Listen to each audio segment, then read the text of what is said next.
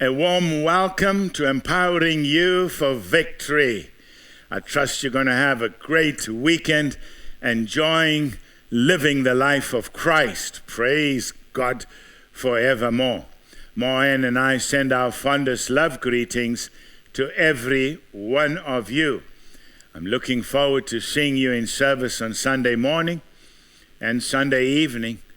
And if perchance you cannot make it, please continue following online.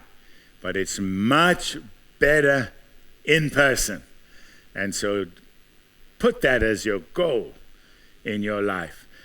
Tonight, I want to share with you that mature sons share the life of Christ in baptism to fulfill all righteousness. Mature sons share the life of Christ in baptism to fulfill all righteousness. I want to read from Matthew 3, verse 13 to verse 17. Then cometh Jesus from Galilee to Jordan unto John, that's John the Baptist, to be baptized of him. And John forbade him, saying, I have need to be baptized of thee, and comest thou to me? And Jesus answering said unto him, Suffer it to be so now, for thus it becometh us to fulfill all righteousness. Then he suffered him. That means he permitted him. And Jesus, when he was baptized, went up straightway out of the water. And lo, the heavens were open unto him. And he saw the Spirit of God descending like a dove and lighting upon him. And lo, a voice from heaven saying, This is my beloved Son, in whom I am well pleased. Praise God for his word. Jesus Christ is now 30 years young, and he's beginning his public ministry. The last time he was mentioned in the Holy Scriptures, he was 12 years. There's been an 18-year period of growing, training, and developing. Nothing is spoken about those years. Now he, the Son of God, Son of Man, Creator of the universe, humbles himself further to be baptized by a man, John, his relative in the flesh.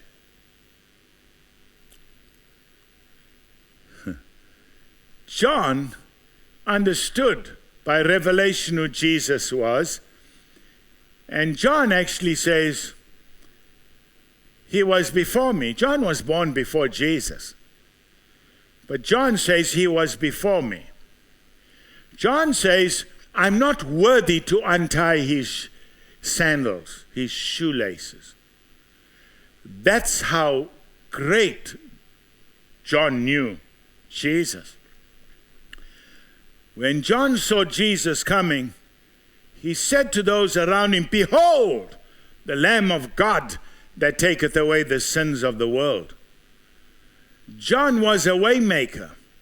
He was a voice of one crying in the wilderness, Make straight the way of the Lord. Every mountain will be brought down. Every valley will be lifted. The crooked places will be made straight. The rough places will be made plain for the highway of the glory of the Lord. And he preached repentance. And when people brought forth fruit of repentance, then he baptized them. Now in Jesus' beginning of his public ministry, he wants to be baptized. Jesus didn't need to repent. Jesus Christ never committed any sins. But he wants to be baptized with John's baptism. And John refuses. And Jesus says, Permit it to be so. Let all righteousness be fulfilled. And John baptized Jesus. Now he immersed Jesus. Because the Bible says when he came out of the water, so he was in the water. Jesus was baptized not as a baby, but at 30 years old. We believe in the dedication of babies. But when somebody is baptized, they are making a choice of their own. And so we follow Jesus' examples. We are Christians. And when he came out of the water, heavens were opened, and the dove came down. The Holy Ghost came in the form of a dove and lighted upon him to make him anointed. God was anointing him, Christos. This was the beginning of his public ministry, the anointed Christ, the Messiah, Christos. And the voice of the Father spoke out from heaven, "This is my beloved Son, in whom I am well pleased." Think of the humility of Jesus Christ to be baptized by John to fulfill all righteousness. It takes great humility to fulfill righteousness, God's righteousness. We want to present our rightness all the time.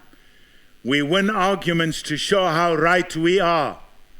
But your rightness is like filthy rags before God. That's not God's righteousness. God's righteousness is not your righteousness. It's not your rightness. God's righteousness is Christ's righteousness, never having sinned, but being made sin with your sin, that you might be made the righteousness of God in him. Righteousness of God is the innocence of God. There isn't a spot, blemish of any evil, any sin in God. He's absolute good. He's absolute righteous. He's absolute correct all the time in the name of Jesus. Jesus is the creator of the whole universe. But here he's humbling himself to identify with fallen humanity, to be baptized with their baptism in order that he may fulfill all righteousness. Father was so pleased. He broke the silence. Says, "This is my beloved Son, in whom I'm well pleased." The Holy Spirit came in the form of a dove and anointed him. Now, my family, we must fulfill all righteousness. We must humble ourselves. It's not about you being right. It's not about you winning arguments. It's about you being the righteousness of God. Don't engage a battle that you cannot win. There's a lot of truth in the saying, sometimes silence is golden. Leave people to make their own choices in life. And so we must enter into this life of Christ in fulfilling all righteousness. Family, as I draw this to a close, God wants you to know that this incident, like every other incident in the life of Jesus on the earth, is designated to be your life that you live.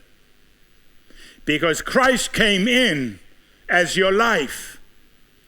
And as your life, he's intermingled with your spirit. And both your spirit and Christ's divinity and humanity becomes one spirit with the Lord in the name of Jesus. And your spirit is submitting to that divinity and humanity because there's only one mediator between God and man, the man, Christ Jesus, a resurrected, ascended, glorified, human Son of Man, Son of God divinity.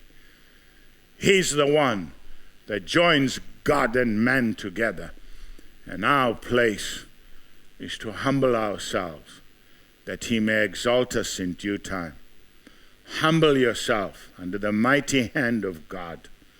Humble yourself so Christ's life can come through you. Humble yourself. The measure of your humility to the Lordship of Jesus is determining the ability to resist the devil and bring forth the rule of God in the earth. If you humble yourself, Christ will express his life. You refuse for your life to be released in any circumstance, whether it's the mountaintop, the valleys, or in between, any circumstance. Refuse to let your own life flow through you without your life and Christ's life as a human being and as God totally intermingled with your life in the joyful times and in every experience of life. And get a hold of the Word of God, and the Spirit of God will work with the Word of God, and for you to live will be Christ. God richly bless you. Allow me to pray for you. Father, we thank you, Lord, that Christ is sufficient for every experience of our lives. We thank you, God, that as we humble ourselves under your mighty hand, you exalt us. And this exaltation is nothing more than transformation and glorification. Thank you that we are being changed from glory to glory, from faith to faith, by the Spirit of the risen, resurrected, risen, ascended Christ. Oh God, illuminate, revelate, illuminate. Give us the epignosis of the life of Christ. What a privilege we have of Christ being our life on the earth. Thy kingdom come, thy will be done on earth as it is in heaven. We give you the praise, the honor, and the glory. We pray in Jesus' name. Amen and amen. God richly bless you. Have a great weekend. I'll see you Sunday morning, Sunday night, and I'll see you Monday at 7 o'clock, empowering you for victory. Bye-bye. The church is marching on. The truth is marching on, and nothing's going to stop us now.